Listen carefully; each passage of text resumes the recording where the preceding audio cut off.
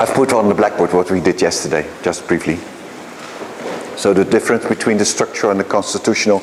And it looks like as if this is something new, but it actually is not, because you will find it in lectures Rudolf Steiner gave, but then said differently.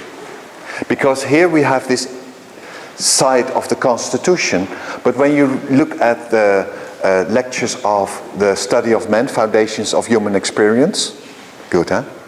Foundations of human experience, there you have also this division between the one and the other. But there he speaks about the current of the antipathy and the current of the sympathy. You see, the blood has to do with the sympathy forces. So, and the nerves, muscles and bones, that's antipathy forces. He speaks there of the bones being actually nerves that went into matter more, or hardened more, or bones, or nerves that are actually bones that didn't go so far into matter. So there you see these two streams.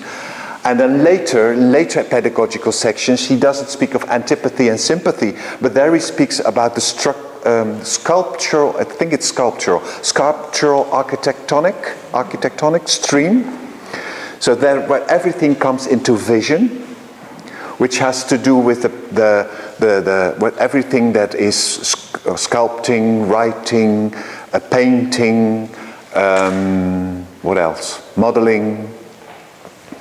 Well, all the arts that you can see, let's say that.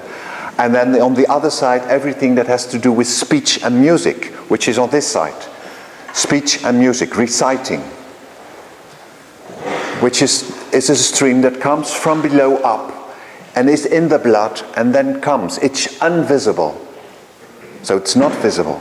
And when you look at the different arts, when you are on this side, you always can make an exhibition.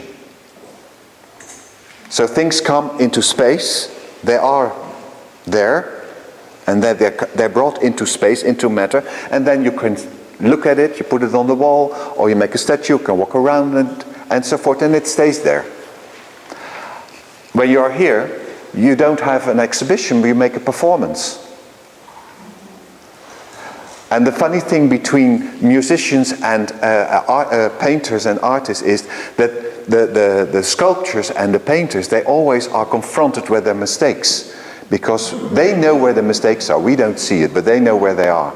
And they don't want them to see their own artwork on the wall, because they always a little bit, where the difficulties are. And the other thing is with musicians, it's in time. It isn't in space, it's in time. So they know where the mistake is, but the audience didn't hear it, because it quickly goes away. And of course then we have the art of eurythmy, where we have both. Because it is speech and music, which is on this side. And you need a performance. But what is in the auditory, the eurythmists or the ensemble on the stage, they make it visible. So that's the unique position of the eurythmy, that they have both elements. So from different sides you see that Steiner approaches this idea. So it's not only this, it's also that side. We have, when we are working with children, when we work, you're always dealing with both sides. So, but as we have learned yesterday, this is the side that is just temporary. This is also the side where illness comes from. Illnesses, and at the end even death, it's on this side.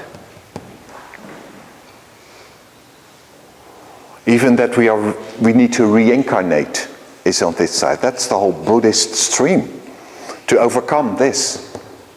Only we do not need to go back, we need to go forward. So we have to unite the two sides. In the body, the combination of the two, the bridge between the structural and the constitutional, is actually the blood, the temperature of the blood, the body temperature. Because warmth has its source on the old Saturn. That is where warmth is. But it's the warmth in the blood. And because we have this constant temperature of 33 degrees Celsius, what's that in Fahrenheit? 98? 37. Point what? 7. 7 or 6? It depends on who it is. Okay. So I always say. So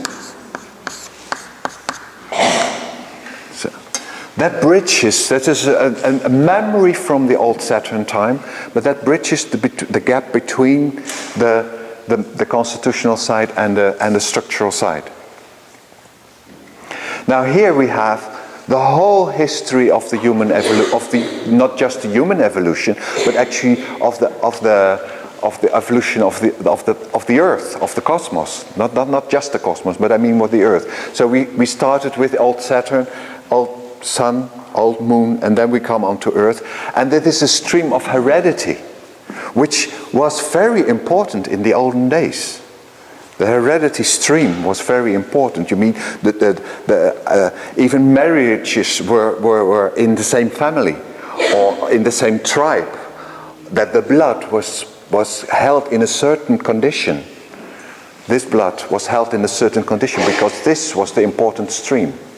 And gradually we came over to the next to our time, that this independence of heredity becomes more and more important. So this is growing, but this is where what used to be important. And that these two streams, they come together. So you have this stream of heredity, which goes back to that time of old Saturn. And we know from the Earth development that even the Earth itself, while during its creation, went through all these stages. First a stage of warmth, then a stage of warmth and light and air. And then gradually condensed. And even in the time of the Atlantean time, you still had the different. You still had that the water element was in the atmosphere far more strongly than it is now. They didn't have this air which we can look through. We're not aware of it all the time. But when you look at me and I look at you and we are in this room, we don't see the air. But we are looking through air. And at that time, the whole atmosphere of the Earth was filled with water. So they lived in an atmosphere of mist. So in the early morning in San Francisco, you can have the idea what Atlantis looked like. But even the ground wasn't that concrete as it is now. You see, there was far more water, and then you get these mythology stories that this rain came, the flood. Is the flood in English? No, the flood. So that the water from the air was separated out, so that the air became bright, far more less water, and all the water has condensed. And with that, the rocks were hardened as well. And that's not in the story of Noah and his ark, but that you can find in Greek mythology. There you have two characters, Doikilon and Pyrrha. It's in Dutch, so I don't know how, but you can find them. Doikilon and Pyrrha, and there are two. There's a man and a woman, and Doikilon, he knows that there will come a flood, so he builds a ship. A boat, and then they are saved, and then at the end of that they come to an island, and the gods tell him to pick up stones and throw these stones over his head. And when they turn, they see that these stones have become new human beings. But that's interesting, the story even says these new human beings had bones because they had these stones, they were from these stones. So you can see that even that the story tells them that before that, the body wasn't that hardened and didn't have that concrete skeleton as we know it now. And even without children, like we said this morning, Ingrid said that even this stiffness is sometimes even getting worse. You see, this hardening process is going even too far, as we can say. The flexibility is lost, so here and there. And